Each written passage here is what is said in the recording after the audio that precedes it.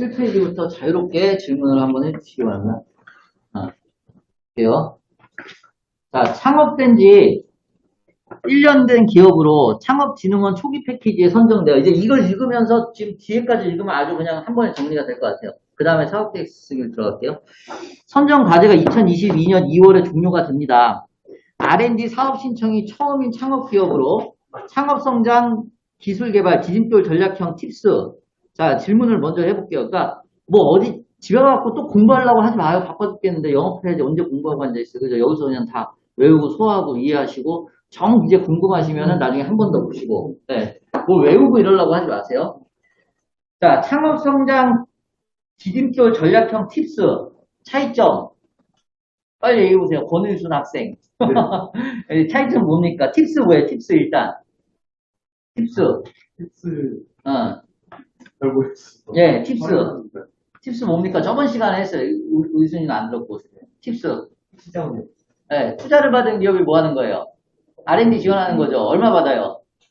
5억. 그냥 이렇게 외우세요. 그냥 이해하시고. 아니, 3억인지 5억인지는 나중에 또 찾아보면 되는 거잖아요. 그러니까 우리는 이제 이해를 하고, 어프로치를 하고, 나중에 내가, 영업으로서 꼭 계약을 받는 것이 중요한 거니까. 그러니까 3억인지 4억인지는 나중에 한번 알면 되는 거고, 결과론적으로는 디딤돌 전략형 팁스가 이 창업 기업 안에서도 성장 주기가 되는 거예요. 창업 기업 안에서도 성장 주기가 되는 거고, 우리가 보통 7년은 개념은 달라요. 7년을 우리가 7년을 초기 기업이라고 하잖아요. 초기 기업. 근데 일반적으로는 초기, 중기, 초기를 이렇게도 나눠요. 오히려 초기 기업 안에서만 나눈다 그러면은 초기 기업 안에서만 나눈다 그러면은 여기가 3년이에요. 그러니까 여기서 또 나눠주는 거예요. 그러니까 보통 우리가 초기 기업이라고 하면 7년 이내 기업이잖아요. 근데 초기 기업끼리 또 나누면 초기가 3년이고 중기가 5년이고 후기가 7년이 되는 거야. 이런 식으로. 그러니까 또 나눠지는 거야. 한 번 더. 그러니까 사실은 디딤돌 전략형 팁스는 딱 맞아떨어지지는 않지만은 이 R&D의 기본은 기업의 성장 주기다 이런 얘기예요. 기업의 성장 주기다. 그러니까 거기 지금 보시면은 디딤돌에서 전략형으로 넘어가는 것이고 전략형에서 팁스로 넘어가는 것이고 이런 식으로 해갖고 이것도 순서가 있는 거예요. 그래서 그렇게 보시면 되는 거고. 근데 자 지금 초기 창업 패키지 제일 첫 번째 줄에 동그라미를 한번 쳐보시면은 초기 창업 패키지 제일 위치 있어요? 동그라미를 쳐보시면은 이거하고 디딤돌하고 이게 중복이 가능해요? 불가능해요? 그게 또 중요해. 이게 진짜 중요한 거예요. 네? 가능해요? 불가능해요? 가능합니다. 가능해요. 가능해요. 그러니까 중복도 가능한 거예요. 이거 창업진흥원 사업하고, 네. 그 다음에 이 디딤돌 사업하고 중복이 또 가능해요. 그래서 중복이 가능하다는 거. 그래서 읽어보시면은, 열어주면 안 돼요, 그냥? 답답한데? 네, 그냥 주세요. 네. 그래서 가능합니다. 처음 R&D 사업을 신청하신다면, 창업성장 기술개발 디딤돌 사업을 추천합니다. 그리고 창업 후 7년 이내, 그리고 매출액 20억 미만의 중소기업이면 네, 누구나 지원이 가능합니다. 해서 동시 수행도 가능하고 초기 창업 패키지 끝나고 그 다음에 이 창업성장 기술개발 사업도 가능하다.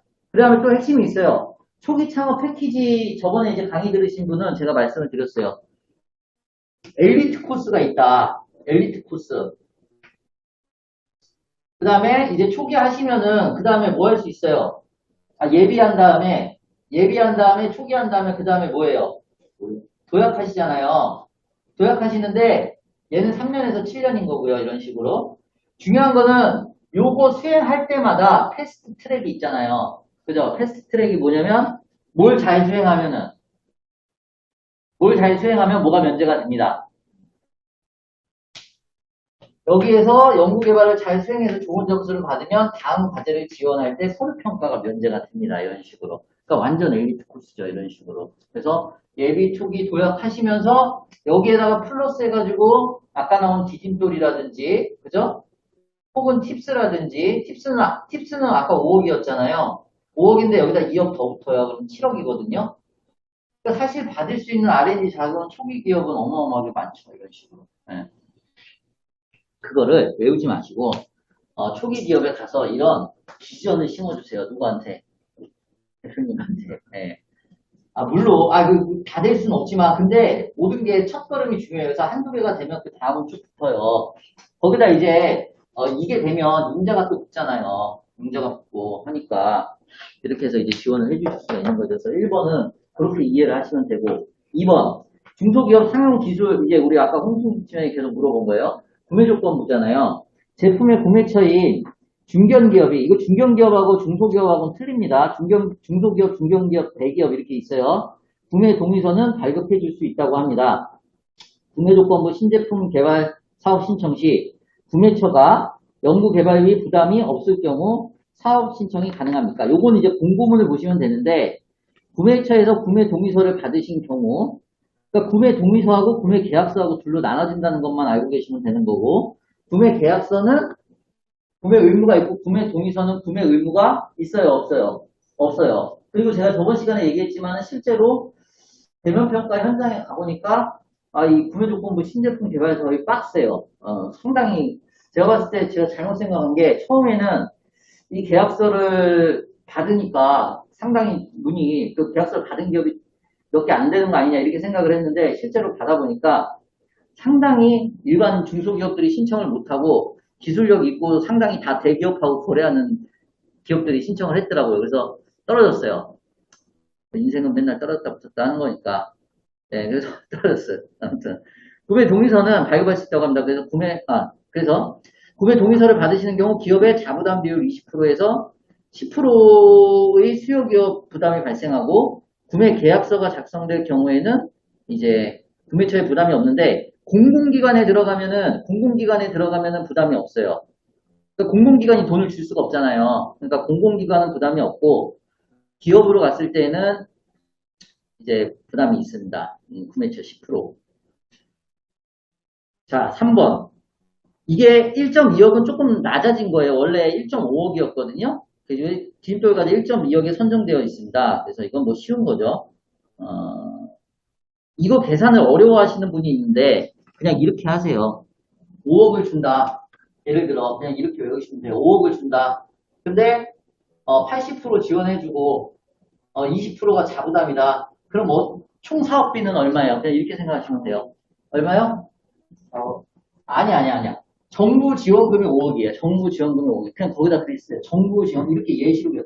정부 지원금이 5억이에요. 그래서 8대 2야. 그럼 총 사업비는 얼마예요?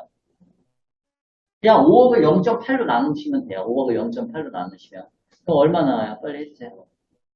5억을 0.8로 나누면 4억 나와요? 곱하기 0.8에 곱하기 80%에서 4억 나오죠.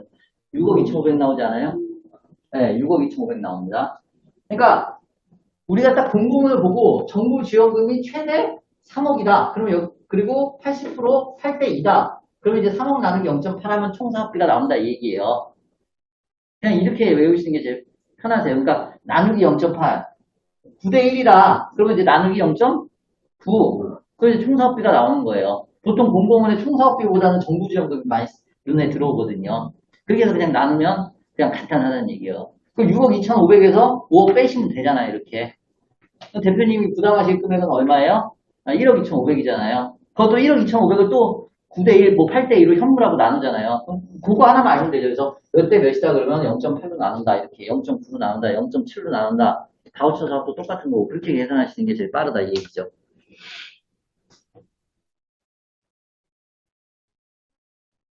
아니, 4번은 오늘도 어이가 없었는데, 이거를 왜 이렇게 헷갈리는 거지? 중소기업이, 아니, 오늘은 어떤 기업에 갔냐면, 오전에 제가 나왔는데, 이런 것도 보시면, 64점을 맞았는데, 이제 탈락을 하셨더라고요. 탈락을 했는데, 연구원에다가 한 명 써놨어요. 굉장히 놀랍더라고요. 제가 그 사업계획서, 계속 넘어가고 그러니까, 참여 연구원 이름이 이렇게 쭉 써있게 돼 있어요. 1번, 2번, 3번, 4번, 5번. 그리고 5억 이상 넘으면 의무 채용 1명. 이렇게 쭉 써있게 돼 있는데, 이렇게 쭉 써있게 돼 있어요. 여기다 몇 명 썼다는 얘기예요? 한 명 썼어요, 한 명. 근데 점수가 몇 점 나온 거예요? 굉장히 고득점이죠. 보통 우리가 한 10점, 60점대 후반이나 10점대 되면 합격을 하거든요. 그 왜 한 명을 써놨냐고 이렇게 물어보니까 탈락을 했어요. 탈락을 어쨌든 간에 이제 탈락했다고 이제 내년에 또 도전한다고 해서 누가 소개를 해줘 갔는데 연구소에 연구 인력이 한 명이어서 한 명을 썼대요. 그 맞는 얘기예요? 그래서 제가 그랬어요. 아니, 4명이면은, 잘 보세요. 하나, 둘, 셋, 4명이면은 직원이 총 사례보험 가입자 수가 7명이에요. 그러면, 아니, 연구 책임자는 그래요. 연구원이 써요.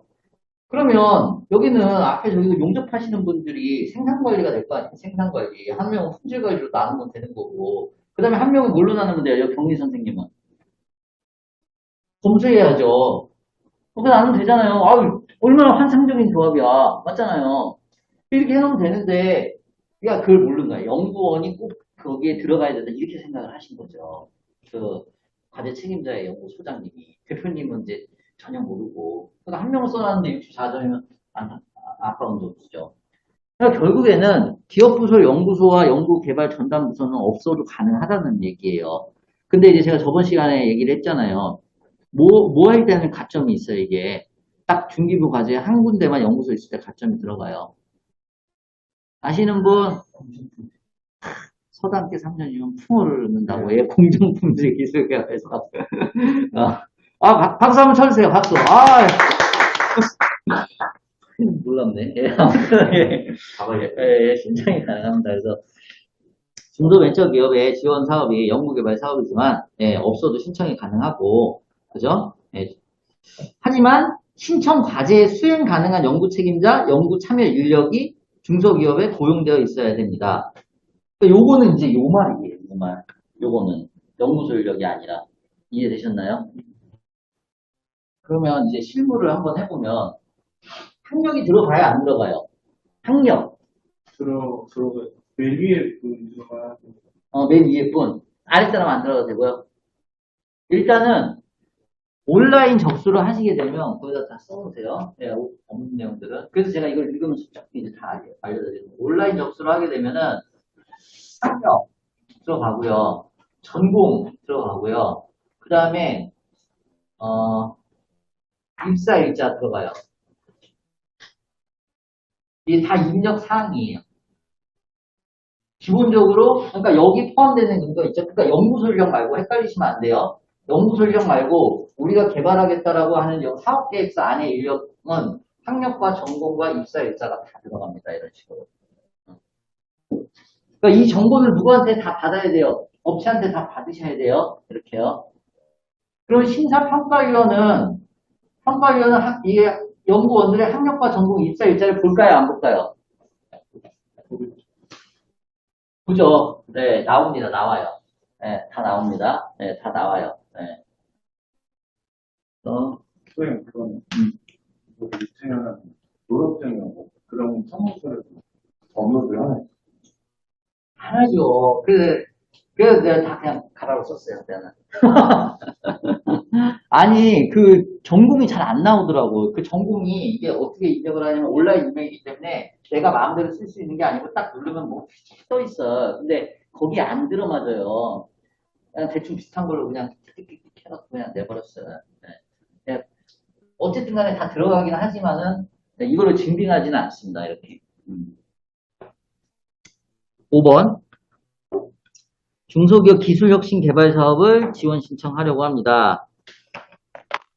또 물어보네. 예, 그죠?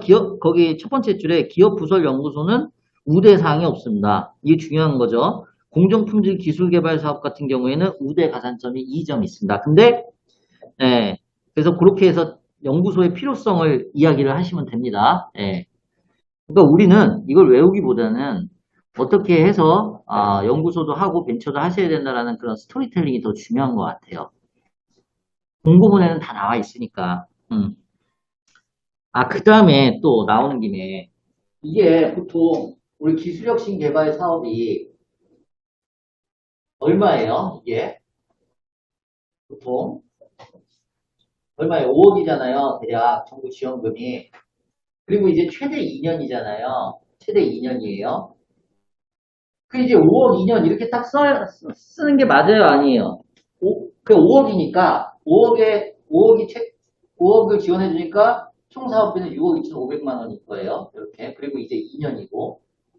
이런 식으로. 맞죠? 예. 맞죠? 요거에 딱 맞춰 쓰는 게 좋을까요? 아니면 내가 우리 개발 제품에 맞게 그냥 줄여 쓰는 게 좋을까요? 아니, 최대로 쓰는 게 좋죠. 말들은 다 다른데, 최대로 쓰는 것도라 그러면 뭔가 맞아 떨어져야 되고, 사실은 내가 개발하는 제품이 3억이라 그러면 3억으로 쓰시고, 1년이면 1년 차로 쓰셔도 된다는 얘기예요. 근데 이걸 5억이니까 5억을 딱 써내는데, 그러면 어떻게 되냐면, 실제 현장에 가시면은, 심사위원들이 뭐라고 해요? 그거 만드는데 5억이 든다고? 이렇게 돼요. 어? 예를 들어, 진짜 혁신적인 마우스예요. 난 이 마우스 좀 좋더라고요. 근데 이거 개발하는데 5억이 든다고 썼어요. 어쨌든 간에 뭐, 유선형에, 뭐, 되게 가볍고, 뭐, 어쨌든 소리도 안 나고, 하여튼 뭐 5억은 안 들어갔어. 딱 봐도 여기만 만들어요. 근데 5억을 써놨어. 세상에 없는 마우스야. 그러면은 대본에 까고 들어와요. 그게 어떻게 5억이냐고. 단점이에요. 이렇게. 그러니까 사실은 모양새가 안 맞으면, 웬만큼 맞으면 이제 최대치를 쓰면 되지만은, 모양새가 안 맞으면은, 과감하게 이렇게 쓰셔도 돼요. 그래서 저는 과감하게 1년에 3억 쓴 게 있어요. 5억인데 1년에 3억. 이렇게요. 네. 떨어졌어요. 근데 중요한 건 이거 갖고 왜 1년에 3억 썼냐 이렇게는 얘기 안 해요. 절대로. 네. 그냥 아이템이 줄여가지고 그냥 제가 1년에 3억 썼는데 줄이다기보다는 아이템이 막 혁신적이지 않아가지고 그리고 또 아무리 봐도 안 돼갖고 이렇게 1년에 3억은 아니죠. 2.5억씩이니까 1년에 2억이겠죠. 1년에 1억 8천 썼나 그래요. 요게 이 사업 계획서 안에 그 내용하고 스토리가 맞아야 돼요. 그 다음에 여기가 세 개가 다 맞아야 되죠. 삼위일체가. 사람도 없는데 거기다 갑자기 5억 쓰고 막 이러면 안 되잖아요. 차라리 이게 현실적인 거다 이거죠. 사람도 2명이면은 나 1년에 1.8억 받아서 절실하게 이거 반드시 성공시키겠다. 이런 식의 스토리가 중요한 거지. 무리하게 거기서 했다 그러면 다 감점이에요. 혹시 최대치가 5억이라는 말씀이시면, 이게 3억을 썼다 그러면 추후에 또 신청을 할 수, 또 내년에, 또 아니면 내후년에 또 신청을 할 수 있는 그런 부분이 많아요. 그거는 제가 조금 이따 말씀드리는데 이거는 여기 문제 나오거든요. 이거는 졸업제 과제라 그래서 몇 번씩은 못하고 총 4번까지만 할 수 있어요. 네, 총 중기부 사업은. 졸업제 과제는. 이거 좋은 질문이에요. 조금 있다가 그 문제가 나와요.